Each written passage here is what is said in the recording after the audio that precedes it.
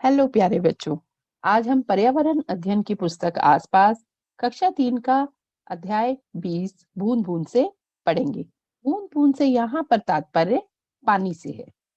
यह वीडियो देखने के बाद आप जल के प्राकृतिक व मानव निर्मित स्रोत के बारे में जानेंगे, जल के उपयोग के बारे में जानेंगे, मादों की कहानी पढ़ेंगे और अंत में हम वर्षा जल संग्रहण पर चर्चा करेंगे। जल ही जीवन है। जल की आवश्यकता सभी जानवरों को, पेड़ पौधों को और मनुष्यों को होती है। जल के बिना हम अपने जीवन की कल्पना ही नहीं कर सकते। अब चर्चा करते हैं जल के प्राकृतिक स्रोत के बारे में। जल हमें कहाँ कहाँ से मिलता है?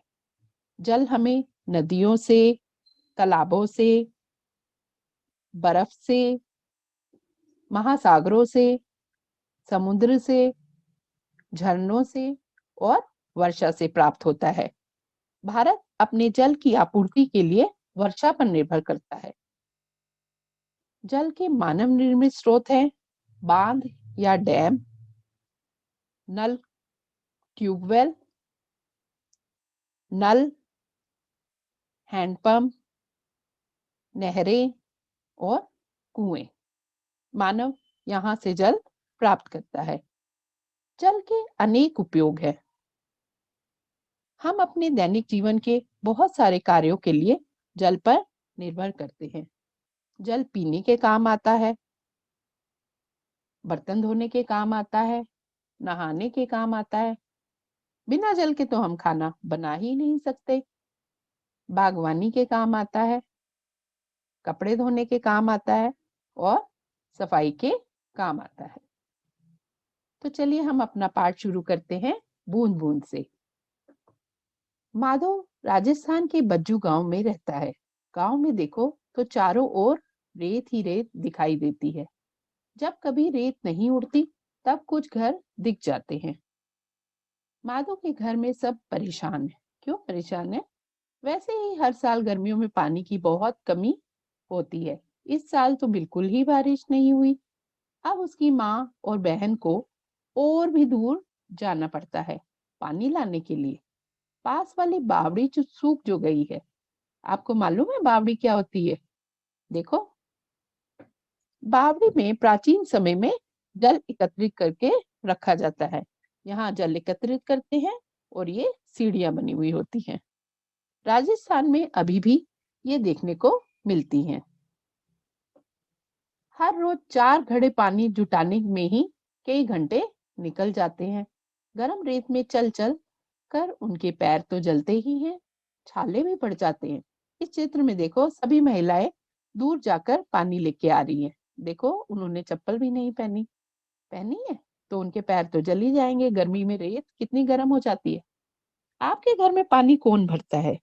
मम्मी या पापा या भाई? आपने सोचा? गांव में खुशी की लहर तब उठती है जब कभी रेल से पानी आता है। माधव के पिताजी ऊंट गाड़ी में पानी लाने जाते हैं, पर ऐसा मौका अक्सर नहीं आता। लोग पानी का इंतजार करते ही रह जाते हैं। सोचो राजस्थान में पानी की कितनी कमी है, तो वो पानी को कैसे इकट्ठा करते हैं? कुछ लोग बारिश का पानी इकट्ठा करते हैं। यह खास तरह से किया जाता है। कैसे किया जाता है? टांका बनाकर। क्या तुम जानते हो टांका क्या होता है और इसे कैसे बनाते हैं? इस चित्र में देखो एक घर दिखाया है। ऊपर छत पर बारिश का पानी इकट्ठा होता है। यहाँ से ये पानी इस नाली के द्वारा नीचे लाया जाता है और फिर उसे पाइप के द्वारा यहाँ एक टांका बनाया जाता है और उसे ढक के रखा जाता है और सारा पानी यहाँ पर एकत्रित हो जाता है। नाली के मुंह पर ये लोग एक छाननी रखते हैं जिससे कि कोई भी कचरा पानी के अंदर ना जा सके। अब देखो ये कैसे बनाते हैं। आंगन में गड्ढा बना के उसे पक्का करके टांका बनाते हैं। टांके को ढक्कन से बंद रखते हैं। टांके के लिए घर की छत को कुछ ढलवा बना देते हैं जिससे छत पर गिरा बारिश का पानी नाली के द्वारा नीचे टांके में इकट्ठा हो सके। छत की नाली पर जाली लगा देते हैं जिससे कूड़ा कचरा टांके में ना जा सके।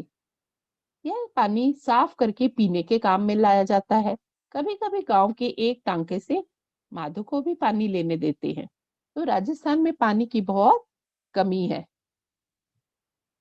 अब चर्चा करते हैं वर्षा जल संग्रहण पर, रेन वाटर हार्वेस्टिंग पर।